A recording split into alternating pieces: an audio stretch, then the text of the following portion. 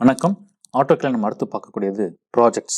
Electrical and electronics சம்பந்தப்பட்ட சர்க்கியூட்ஸ்லாம் நம்ம எப்படி வரைய போறதுன்னு ஒரு ப்ராஜெக்ட்ஸ் நம்ம பார்க்க போறோம். ஓகேங்களா?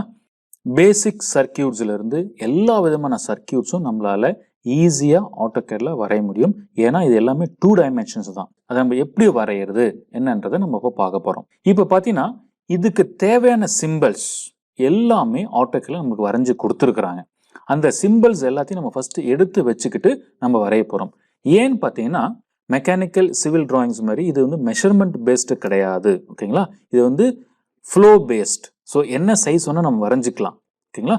பட் அந்தந்த காம்பனன்ட்ஸ் வந்து கரெக்டாக ஃபிக்ஸ் பண்ணணும், கனெக்ஷன்ஸ் கரெக்டாக இருக்கணும். ஓகே, இதுதான் நம்ம வந்து டிஸ்கஸ் பண்ண போகிறோம். லிமிட்ஸ் 420,297 A3 ஷீட் நான் செட் பண்ணிக்கிட்டேன். இப்போ நான் அந்த சர்க்கியூட் நான் வரைய போகிறேன். வரைய போகிறதுக்கு முன்னாடி இந்த சர்க்கியூட்ஸில் தேவையான எல்லா காம்பனன்ட்ஸும் கொண்டு வந்து வைக்கணும். Resistors, capacitors, PNP junctions, diode, சுவிட்ச், பேட்டரி. ஸோ எல்லா சிம்பிள்ஸும் நீங்கள் வரைஞ்சி வச்சுக்கலாம். அல்லது AutoCADலே சில ஸ்டாண்டர்டான சிம்பிள்ஸும் வரைஞ்சி கொடுத்துட்டாங்க, அதை நீங்கள் எடுத்தும் யூஸ் பண்ணிக்கலாம். ஓகேங்களா? இப்போ AutoCAD டிசைன் சென்டருக்குள்ளே போகிறீங்க. ஏடிசின்னு கமாண்ட் கொடுங்க. AutoCAD டிசைன் சென்டர் உங்களுக்கு ஓப்பன் ஆகும். இது எங்கே இருக்குன்னு பார்த்தீங்கன்னா AutoCAD நீங்கள் இன்ஸ்டால் பண்ணியிருக்கிறீங்க பாருங்க, அந்த ஃபோல்டருக்குள்ளே வாங்க. ஓகேங்களா? ப்ரோக்ராம் ஃபைல்ஸ், அதுக்குள்ளே ஆட்டோடெஸ்க்குள்ளே போனீங்கன்னா AutoCAD 2021, இதுக்குள்ளே வந்தீங்கன்னா சாம்பிள்குள்ளே ENEUS போயிட்டீங்கன்னா அதுக்குள்ளே வந்தீங்கன்னா டிசைன் சென்டர்ன்றது பாருங்க. இந்த டிசைன் சென்டரை ஓப்பன் பண்ணுங்க. ஸோ இதில் போனீங்கன்னா எல்லா டிபார்ட்மெண்ட்ஸ்க்கும் தேவையான பேசிக்ஸ் காம்பனன்ட்ஸ் எல்லாம் வரைஞ்சி கொடுத்துட்டாங்க. ஓகேங்களா? இப்போ அனலாக் இன்டெகிரேட் சர்க்கியூட்ஸ் தேவையான காம்பனன்ட்ஸ் கிளிக் பண்ணீங்கன்னா எல்லாமே அங்கே இருக்கும். Okay, right.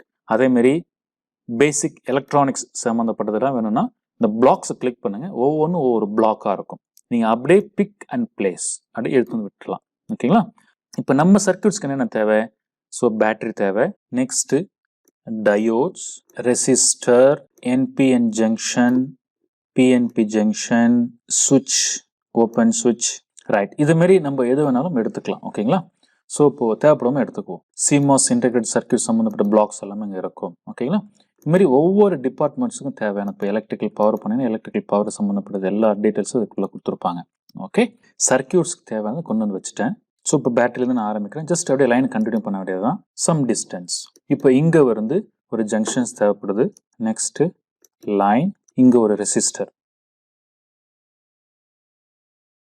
இங்க ஒரு diode, then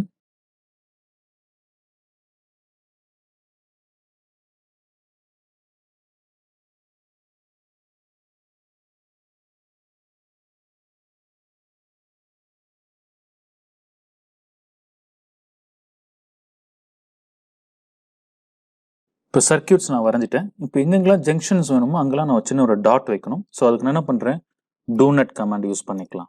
do net inside diameter 0, outside diameter 1. So just நீங்கள் கிளிக் பண்ணால் போதும். இப்போ சர்க்கியூட்ஸ்க்குள்ளே நான் கொடுக்க வேண்டிய டீட்டெயில்ஸ்லாம் நம்ம கொடுக்கணும். இப்போ அந்த டீட்டெயில்ஸ் சம்டைம்ஸ் நம்ம மாற்ற வேண்டியது இருக்கும், அல்லது அந்த சம்டைம்ஸ் நம்ம சர்க்கியூட்ஸ் மட்டும் கொடுக்க வேண்டியதாக இருக்கும். அப்போ நான் என்ன பண்ணலாம், அதை நான் வந்து ஒரு தனி லேயரில் வச்சுக்கலாம். இப்போ லேயர் அப்படின்றது என்ன? அதாவது நம்ம யூஸ் பண்ணக்கூடிய சர்க்கியூட்ஸ் டிராயிங்ஸில் லேயர் நம்ம எப்படி யூஸ் பண்ண போகிறோம். ஃபர்ஸ்ட் லேயருடைய கான்செப்ட் என்னன்னு நான் சொல்லிடுறேன் உங்களுக்கு. இப்போ லேயர்ன்றது ஒரு ஃபைலில் number of transparent sheet, invisible sheet create பண்ணுறதுக்கு பேர் தான் லேயர்ஸ். அந்த ஒவ்வொரு ஷீட்டும் ஒரு லேயர் நம்ம சொல்லுவோம். ஓகேங்களா? அந்த ஒவ்வொரு ஷீட்லையும் நீங்கள் என்ன வேணால் வரைஞ்சிக்கலாம். அதை தேவைப்படும் போது கண்ட்ரோல் பண்ணிக்கலாம், எடிட் பண்ணிக்கலாம், மாடிஃபை பண்ணிக்கலாம். ஃபார் எக்ஸாம்பிள் ஒரு சின்னதாக சொல்கிறேன் பாருங்க. ஒரு ஃப்ளோர் பிளான் ஒரு ஷீட்டில் இருக்குது. அந்த ஃப்ளோர் பிளானை பேஸ் பண்ணி அந்த ஃப்ளோருக்கு தேவையான டோர்ஸ், விண்டோஸ் செட் பண்ணுறீங்க. அப்புறம் அதில் எலக்ட்ரிக்கல் லைன்ஸ் வரைகிறீங்க, ஃபிக்ஸ்சர்ஸ் வரைகிறீங்க, கேபினெட்ஸ்லாம் வரைகிறீங்க. வரைஞ்சிட்டு மொத்தமாக பார்த்தீங்கன்னா பிளான் தெரியும், எலக்ட்ரிக் லைன்ஸ் தெரியும், ஃபிக்ஸ்சர்ஸ் தெரியும், கேபினெட் தெரியும், டோர்ஸ் எல்லாமே தெரியும். இப்போ எனக்கு இந்த எலக்ட்ரிக் லைன்ஸ், ஃபிக்ஸ்சர்ஸ்லாம் தேவையில்லை, பட் தேவைப்படுமோ நான் பார்க்கணும் அப்படின்னா அப்போ கண்ட்ரோல் பண்ணுறதுக்கு அந்த பர்டிகுலர் எலக்ட்ரிக்கல் ஃபிக்ஸ்சர்ஸ் லைன்ஸ் எல்லாமே ஒரு தனி லேயரில் இருந்துச்சுன்னா ஈஸியாக நம்ம கண்ட்ரோல் பண்ண முடியும். அதை கண்ட்ரோல் பண்ணுறது தான் லேயர்ஸ் அப்படின்னு நம்ம சொல்கிறது. இந்த லேயர் ப்ராப்பர்ட்டியில் போய் நம்ம கிரியேட் பண்ணிக்கலாம். ஓகேங்களா? இப்போ ஒரு சின்ன எக்ஸாம்பிள், ஃப்ளோர் பிளானுக்கு போகிற பேஸ்மெண்ட் மேலே பில்டிங்கு மேலே ரூஃப் மேலே ஒரு ஷீட் போட்டு வச்சிருக்கோம். ஸோ இப்போ தனித்தனியாக ஒவ்வொரு லேயரில் வச்சுட்டீங்கன்னா நீங்கள் தனித்தனியாக பார்க்க முடியும், தனித்தனியாக எடிட் பண்ணிக்க முடியும். ஓகேங்களா? ஸோ இதுதாங்க ஒரு பேஸ் பிளானுக்கு மேலே டீட்டெயில்ஸ்க்கு மேலே உள்ள வரக்கூடிய electrical lines, drainage lines, pipe lines எல்லாத்தையும் நம்ம தனித்தனியாக போட்டு வச்சுக்கிட்டோம்னா நம்ம தேவைப்படும் போது பர்டிகுலர் லேயரை ஆன் ஆஃப் பண்ணுறதோ இல்லை எடிட் பண்ணுறதோ மாடிஃபை பண்ணுறதோ கலர் சேஞ்ச் பண்ணுறதோ பண்ணிக்கலாம். இப்போ அதை நம்ம எங்கே போய் கிரியேட் பண்ண போகிறோம்? லேயர் ப்ராப்பர்ட்டிஸ்குள்ளே போகிறீங்க. இங்கே போயிட்டு இந்த ஃபர்ஸ்ட் பட்டன் கிளிக் பண்ணிவிட்டு அந்த லேயருக்கு நேம் கொடுத்துக்கிறேன். ஸோ டீடைல்ஸ் அப்படின்னு கொடுத்துட்டு கிரியேட் பண்ணேன். இந்த கொடுக்குற டீட்டெயில்ஸாக என்ன கலரில் உங்களுக்கு வரணும்? ஸோ கலர் நீங்கள் சூஸ் பண்ணிக்கலாம். ஒரு ரெட் கலர் சூஸ் பண்ணிக்கலாம். ஓகேங்களா? அதில் வரையக்கூடிய டிராயிங்ஸ் ஏதாவது லைன் டைப் மாற்றணும், அந்த பர்டிகுலர் லேயர் இருக்கக்கூடிய எல்லாமே நீங்கள் மாற்றினாலும் மாற்றிக்கலாம். இப்போ டீட்டெயில்ஸ் கிரியேட் பண்ணுறதுக்கு டெக்ஸ்ட் நான் போயிடுறேன். டெக்ஸ்ட்னு போயிட்டு நீங்கள் ஜஸ்ட் டைப் பண்ணுங்க. டைப் பண்ண உடனே இங்கே ஹைட் கேட்கும், ஹைட்டு நீங்கள் மாற்றிக்கலாம். Okay right. இப்போ நான் என்ன பண்ணுறேன்? டீட்டெயில்ஸ் எல்லாத்தையும் நான் டைப் பண்ணுறேன்.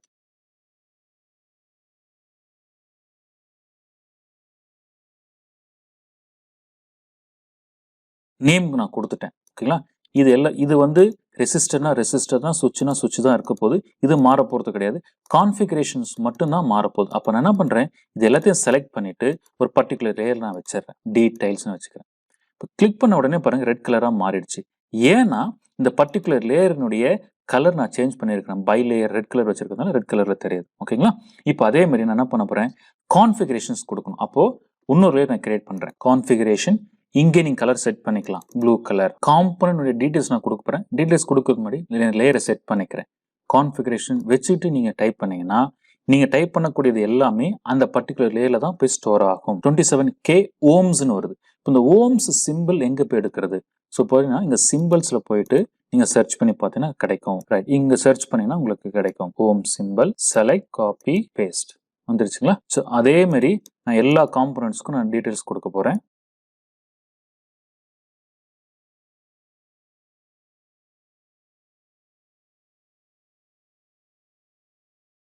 இப்போ வரைஞ்சி முடிச்சுட்டு இப்போ செக் பண்ணி பார்க்கலாம். இப்போ லேயரில் போய் பாருங்கள். இப்போ எனக்கு கான்ஃபிகரேஷன்ஸ் தேவையில்லை, ஜஸ்ட் ஆஃப் பண்ணீங்க. கான்ஃபிகரேஷன்ஸ் உங்களுக்கு தெரியாது. இப்போ கான்ஃபிகரேஷன்ஸ் வேணும், டீட்டெயில்ஸ் தேவையில்லைன்னா டீட்டெயில்ஸ் ஆஃப் பண்ணிக்கலாம். இப்போ ரெண்டுமே தேவையில்ல, வெறும் சர்க்கியூட்ஸ் மட்டும் வேணும்னாலும் பார்க்க முடியும். லேயரில் இருக்கிறதுனால நம்ம ஈஸியாக கண்ட்ரோல் பண்ணிக்க முடியும். இப்போ ஆன் ஆஃப் பல்ப் இருக்கு. அதுக்கப்புறம் பக்கத்தில் இருக்கு பாருங்க ஃப்ரீஸ். இது எதுக்கு யூஸ் பண்றதுன்னா, ஒன்ஸ் நீங்க ஃப்ரீஸ் பண்ணிட்டீங்க அப்படின்னா ஆன் ஆஃப்னுடைய ஆப்ஷன் நம்மளுக்கு தேவையில்லை. அதோட ஆப்ஷன் இதுலேயே நம்மளுக்கு வந்துடுது. இப்போ என்ன பண்றீங்க? கான்ஃபிகரேஷனே ஃப்ரீஸ் பண்றீங்க. ஃப்ரீஸ் பண்ணோடனே பாருங்க உங்களுக்கு ஸ்கிரீன்ல ஹைட் ஆயிரும், தெரியாது. இப்போ ஜஸ்ட் நீங்க மூவ் அப்படின்னு சொல்லிட்டு எல்லாத்தையும் செலக்ட் பண்ணி பாருங்க, எல்லாமே மூவ் ஆகிற மாதிரி இருக்கும். பட் ஃப்ரீஸ் பண்ணது அதே இடத்துல தான் இருக்கும், நீங்க எடிட் பண்ண முடியாது. இப்போ இது மாதிரி நீங்க டிராயிங்ஸ்ல இருந்து சில கண்டென்ட் நீங்க ஃபில்டர் பண்ணி எடுக்கிறது நீங்க யூஸ் பண்ணிக்கலாம். இப்போ ஹைட் ஆச்சு இல்லையா? இப்போ இதை ஹைட் ஆகாம டல் ஆக்கி பண்றது தான் அந்த லாக் அப்படின்றது. ஜஸ்ட் நீங்க லாக்குக்கு வந்தீங்கன்னா இந்த ஆன் ஆஃப் ப்ராப்பர்ட்டியும் ஃப்ரீஸ் ப்ராப்பர்ட்டியும் இதுக்குள்ள சேர்ந்துடும். ஓகேங்களா? இப்போ பாருங்க இன்ஃபர்மேஷன்ஸ் எல்லாம் டல் ஆயிடுச்சு. ஓகேங்களா? அதே மாதிரி டீடைல்ஸ் பாருங்க, நீங்க லாக் பண்ணிட்டீங்க. ஸோ டல்லா இருக்கு, ஸ்கிரீன்ல தெரியும். இப்போ ஜஸ்ட் மூவ் பண்ணீங்கன்னா எது மூவ் ஆகும்? இப்போ பிரைட்டா இருக்கிற ஆப்ஜெக்ட் மட்டும் தான் உங்களுக்கு மூவ் ஆகும், வேற எதுவும் உங்களுக்கு மூவ் ஆகாது. ரைட், டிராயிங்ஸ் வரைச்சு முடிச்சாச்சு. இப்போ வரைஞ்சு முடிச்சுட்டு அடுத்த ஸ்டெப் என்னன்னு பார்த்தீங்கன்னா, இது வந்து ஒரு ப்ராப்பரான ஒரு டெம்ப்ளேட்ல நம்ம வந்து பிரிண்ட் எடுத்து கொடுக்கணும் கஸ்டமருக்கோ, அல்லது எந்த ஒரு டிராயிங்கை டெலிவரி பண்ணாலும் ஒரு ப்ராப்பரான டெம்ப்ளேட் இருக்கணும். அதுக்கு லே அவுட் அப்படின்னு போறீங்க. இந்த டெம்ப்ளேட் கொண்டு வரது மாதிரி பாருங்க, கீழே லேஅவுட் 1 லேஅவுட் 2 இருக்கு பாருங்க. இந்த லேஅவுட் 1 லேஅவுட் 2ன்றதுனால டிஃபால்ட்டா நம்ம வரைஞ்ச டிராயிங் இதுக்குள்ள கொண்டு வந்து வச்சுட்டு இந்த டெம்ப்ளேட் கிரியேட் பண்றதுதான். அதாவது மார்ஜின், கீழே வந்து உங்களுக்கு டைட்டில் பிளாக்ஸ் இது எல்லாமே இருக்கும். ஓகேங்களா? இப்போ டிஃபால்ட்டா பார்த்தீங்கன்னா டிராயிங்ஸ் வந்துருக்கு, மற்ற இன்ஃபர்மேஷன்ஸ்லாம் இங்கே இல்லை. ஓகேங்களா? அப்போ நான் கொண்டு வரணும்னா லே அவுட், லேஅவுட்டுக்குள்ள போனீங்கன்னா டெம்ப்ளேட்னு இருக்கு பாருங்க, டெம்ப்ளேட் சூஸ் பண்ணுங்க. ஸோ இப்போ இங்கே வந்து டிஃபால்ட் சில டெம்ப்ளேட்ஸ் எல்லாமே இருக்கும். ஓகேங்களா? அப்படி இது வேணான்னா you can go to sheet செட்ஸ்குள்ளே போனீங்கன்னா இங்கே கொடுத்துருப்பாங்க. ஏதாவது ஒரு சிம்பிள் டெம்ப்ளேட் நீங்கள் சூஸ் பண்ணிக்கலாம். ஓப்பன் கொடுங்க. ஸோ அது வந்து A3 ஷீட்ஸில் இருக்குது. ஓகேன்னு கொடுத்துருங்க. கொடுத்த உடனே பாருங்கள் கீழே லேஅவுட் 1 லேஅவுட் 2 ஐசோ A3 வந்திருக்கா, கிளிக் பண்ணுங்க. ஸோ பார்த்தீங்கன்னா மார்ஜின் கீழே வந்து பாருங்க உங்களுக்கு டைட்டில் பிளாக்ஸ் இருக்கும். இந்த டைட்டில் பாக்ஸ் எப்படி எடிட் பண்ணலாம்னா டிடி எடிட் அப்படின்னு கொடுத்துட்டு நீங்கள் போய் செலக்ட் பண்ணீங்கன்னா ஒவ்வொரு வேல்யூஸும் நீங்கள் சேஞ்ச் பண்ணாலே போதும், ஆட்டோமேட்டிக்காக உங்களுக்கு சேஞ்ச் ஆயிரும். ஓகேங்களா? இப்படி மாற்றலாம். அல்லது எக்ஸ்ப்ளோட் அப்படின்னு கமாண்ட் கொடுத்துட்டு மொத்தத்தையும் எக்ஸ்ப்ளோட் பண்ணிடுங்க. இப்போ தனித்தனியாக போய் இங்கே மாற்றிக்கலாம். டிடி எடிட் கொடுத்துட்டு இங்கே போய் நீங்கள் பண்ணுங்க டிசைன்டு பை டைட்டில். ஈவன் நீங்கள் ஏதாவது டிராயிங்ஸ் வரையினா கூட சிம்பிள்ஸ் நீங்கள் ஏதாவது வரையணும்னு நினச்சா கூட நீங்கள் வரைஞ்சிக்கலாம். Okay right. நம்ம வரைஞ்ச டிராயிங் பாருங்க ஏற்கனவே வந்துடுச்சு, உள்ளே இருக்குது சின்னதாக.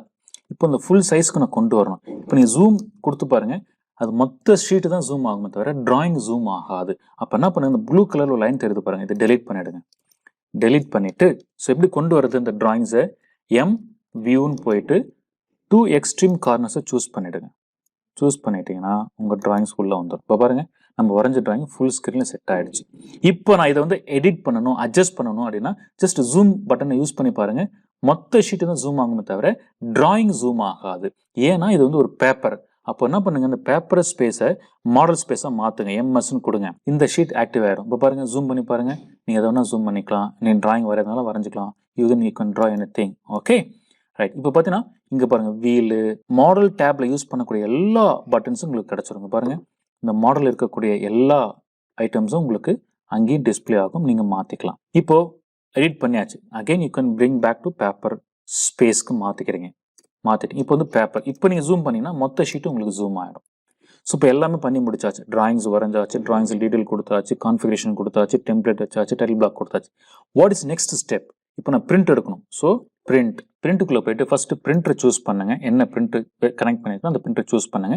அப்படி இல்லைன்னா DWG டு PDF மாற்றிட்டீங்கன்னா நீங்கள் எப்போனா பிரிண்ட் எடுத்துக்கலாம். ஓகேங்களா ரைட். என்ன சைஸ் பேப்பர் எடுக்க போறீங்க? இப்போ நான் வந்து A4 சைஸ் எடுக்க போறேன்னு எடுத்துக்கலாம்.